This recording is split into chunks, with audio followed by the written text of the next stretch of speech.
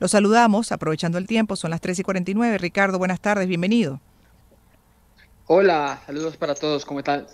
Bien, bien, gracias Ricardo. Para entender un poco, bueno, el tema de la liberación, además de esto que hizo el Ejército de Liberación Nacional en medio de supuesta negociación de paz, para que por favor nos actualice desde esa acción insólita, cuestionable y reprochable, y también lo que es este proceso de liberación, que había cierta movilización hoy, se esperaba que podría ocurrir. Pues sí, efectivamente la expectativa es que durante este fin de semana que terminó, aquí hoy es lunes festivo en Colombia, durante el fin de semana que pasó Mm. se hubiera producido la liberación finalmente, pero hay cruce de versiones en estos momentos. Una de ellas es que existe unos operativos militares en la zona, que es lo que no ha permitido que los miembros del ELN procedan con la liberación como habían prometido. Y la otra Mm. es por unas dificultades por el mal tiempo, por la lluvia que se está presentando allí en el departamento de La Guajira, pero todo eso va alimentando, por supuesto, esta zozobra y esta incertidumbre para la familia de Luis Díaz, que justamente ayer cuando hizo el gol en el partido Qué con fuerte. su equipo en Liverpool, pues envió posteriormente un mensaje, un comunicado contando de la angustia que están viviendo ellos como familiares. No, y qué fuerte además para él, ¿ah? Que ha continuado con su vida, obviamente sus compromisos, en este caso deportivo, y tiene a su padre secuestrado desde hace ya 10 días, ¿no? Sí, es correcto, desde el 28 de octubre, sí, el 28 de octubre exactamente, un día antes de las elecciones regionales aquí en Colombia, fue el secuestro producido por el ELN allí en el departamento de La Guajira, en Barrancas, un secuestro que, según las evidencias que se han venido presentando, fue un secuestro, por decirlo así, de alguna manera tercerizado. Hubo un grupo Ujú. delincuencial común, no exactamente el ELN, el que produjo el secuestro y después, entre comillas, vendieron al rehén, que era don Luis Manuel Díaz, pero dicen estos miembros del ELN que no, que fue un error y que no tenían conocimiento de que se tratara del papá del jugador de la selección Colombia. Bueno, sea quien sea, ¿no? En este caso era el papá de un jugador famoso, pero la idea es que estos secuestros no ocurran de nadie. Entonces, ahí también la Claro, es pregunta que sobre lo que es esa posición, esa dualidad del ELN, por un lado sentado en la mesa de negociación y por otro lado en este tipo de acciones. Entonces, bueno, esto, ¿cómo repercute además en ese proceso? exactamente, es que ese es el punto que han llamado la atención muchas otras personas que tienen a sus familiares secuestrados. Han salido a relucir empresarios, por ejemplo, que dicen, Ujú. entendemos la preocupación del secuestro del papá de Luis Díaz, pero también somos muchos los familiares que tenemos a nuestros padres secuestrados y pues se habla justamente de lo de siempre, lamentablemente, de esos secuestros secuestrados de primera y de segunda clase. Y lo que me preguntabas del proceso de paz, la apuesta del gobierno del presidente Petro es por Ajá, la ¿cuál paz es? total, es decir, por negociar con todos los grupos armados. Y con el ELN había empezado un proceso en el que se firmó un cese al fuego bilateral entre el ejército y esta guerrilla, pero la firma de ese acuerdo, de ese cese bilateral, implicaba que ellos iban a respetar el derecho internacional humanitario, esto es, dejar de secuestrar civiles. Y por supuesto, el secuestro de Luis Díaz y los que han ocasionado pues es una violación Falta. flagrante a ese acuerdo. ¿Y entonces? ¿Cuál ha sido el Bueno, esa es la pronunciamiento, gran por ejemplo? pregunta. ¿Cuál ha sido el Sí. pronunciamiento, por ejemplo, de Petro, del Pues mira, presidente? lo que siempre se ha dicho aquí en Colombia, lamentablemente nosotros hemos pasado por esto en otras ocasiones, es decir, Ujú. hemos vivido procesos de paz en medio de la guerra, el proceso de paz con las FARC. Durante ese proceso, durante el gobierno de Juan Manuel Santos, se negociaba con las FARC en La Habana, Cuba, y al mismo tiempo aquí en Colombia seguía habiendo asesinatos, seguía habiendo emboscadas, una muy sensible, recuerdo yo, de 12 militares en el departamento de Cauca.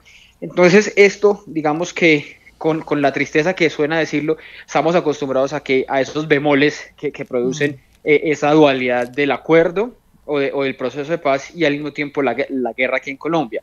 Pero, por supuesto, lo que muchos interpretan es que lo que ocurrió con el secuestro del papá de Luis Díaz, y hasta que no lo liberen, hasta que no haya un compromiso que se cumpla, más allá de compromiso que se cumpla del ELN, de dejar de secuestrar, pues el proceso de paz va a caminar cojo, va a estar herido, y la popularidad que hoy es de más o menos el 51%, mira ahí que está como una frágil mayoría, Mm. la popularidad que tiene hoy ese proceso de paz, pues puede irse al traste Sí. seguramente en próximas encuestas, próximas mediciones que salgan sobre esta negociación. Ya para terminar, Ricardo González Duque es periodista colombiano, hablando específicamente de lo que es este proceso supuestamente de liberación del papá de Luis Díaz, pues un deportista famoso y que además es jugador del Liverpool. La pregunta con relación a grupos como el ELN, por ejemplo, lo que hasta ahora era la FARC, ¿cuál es el rol que ocupan en Colombia? ¿Cuáles son las acciones hoy en día que emprenden, por ejemplo, dentro de este marco de delito? Y bueno, ¿hasta qué punto mantienen la esencia, ¿no?, de lo que fue la conformación de estos ejércitos supuestamente de liberación y por defensa de la población y sus derechos, etcétera, en esa mezcla con el narcotráfico? ¿Qué hay hoy en día ahí? Es que esa es la gran discusión, que al ELN se le reconoce su estatus político por el origen de esta guerrilla en los años 60, esas inspiraciones leninistas, marxistas y demás que tenían estas organizaciones, pero como ocurrió con las FARC, a la que también le dieron reconocimiento político, a la que sus miembros después del acuerdo de paz terminaban en el Congreso por 2 periodos, pues al ELN se le mantiene ese reconocimiento de estatus político y bajo esa lógica es que se está desarrollando su acuerdo de paz, pero por supuesto, o su proceso de paz, pero por supuesto lo que está pasando, independientemente de este secuestro, lo que muestra el ELN es que es una guerrilla que recurre al narcotráfico, por supuesto, para financiarse. Entonces es una discusión muy grande que hay en el país sobre qué beneficios eventuales se les debe dar al ELN si eventual firman la paz con el gobierno de Gustavo Petro. Y una cosa que me preguntabas, ¿no son ellos realmente los grandes protagonistas de la escena nacional? Ellos quizá con este secuestro tuvieron esa visibilidad que hace rato no tenían, pero el ELN es hoy una organización que, si bien se creció durante el gobierno de Iván Duque, es una organización que no ha tenido No el mismo tiene. poder que tuvieron en su momento las FARC. ¿Cuáles son los grandes protagonistas hoy en día, Ricardo? Saludos a Dentro ustedes, de... muchas gracias por la invitación. Ay, se terminó. Ricardo, no sé si me escuchas, pero quedó la duda. Ay, ¿Cuáles son los grandes ay, protagonistas? Pregunto, porque ay, dice ya no es el perdóname. ELN. ¿Cuáles son los actores principales dentro de ese marco, además de asedio, ¿no?, de inestabilidad para Colombia, desde el punto de vista de seguridad física incluso?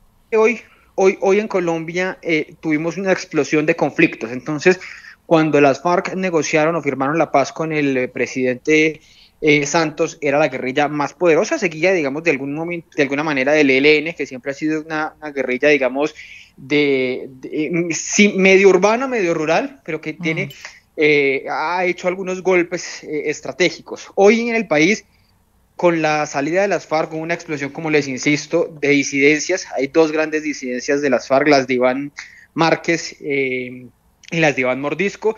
Está el ELN y está un grupo hoy muy poderoso que es el Clan del Golfo, que, a diferencia de los anteriores, no era Mm. guerrilla, sino estos son unos neoparamilitares. Mira esta conjunción de problemas y conflictos tan grandes en Colombia. El Clan del Golfo, que tiene una mirada, digamos, de ser una organización de ultraderecha, por llamarlo así, pero que básicamente está enfocada en negocios de narcotráfico. Ok, gracias. Gracias a Ricardo González Duque, periodista colombiano. Cerramos la primera hora de Gladys en Éxito. Queda una segunda parte ya en transmisión nacional hasta las 5. Estaremos con ustedes.